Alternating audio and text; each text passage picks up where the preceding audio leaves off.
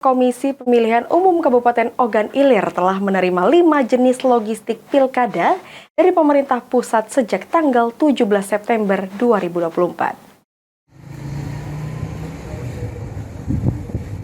Komisi Pemilihan Umum Kabupaten Ogan Ilir telah menerima 5 jenis logistik pilkada. Sekretaris KPU Kabupaten Ogan Ilir Dian Lestari mengatakan, sejak tanggal 17 September 2024 kemarin sejumlah logistik keperluan pilkada di Kabupaten Ogan Ilir tiba di gudang KPU Ogan Ilir. Keperluan logistik tersebut terdiri dari 5 jenis. Pertama yang tiba yakni bilik suara tiba pada 17 September, kotak suara pada 20 September, kabel tis pada 24 September, tinta pada tanggal 24 September, dan segel kertas pada 25 September.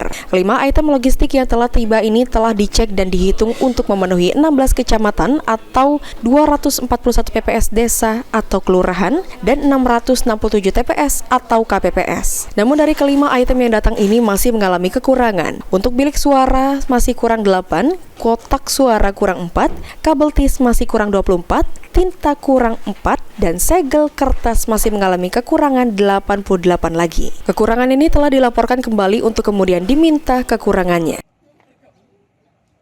Pilkada serentak tahun 2024 yang sudah datang dan berada di gudang KPU Kabupaten Ogan Ilir itu bilik suara, kemudian kotak suara, kabel tis, tinta, dan segel kertas. Ini ya rentang waktunya berbeda-beda. Kalau di kotak suara itu 17 September kemarin. Kalau bilik suara di 17 September, kotak suara di 20 September. Kemudian kabel tis 24, tinta juga 24 September dan segel kertas 25 September. Ahmad Romawi, POL TV.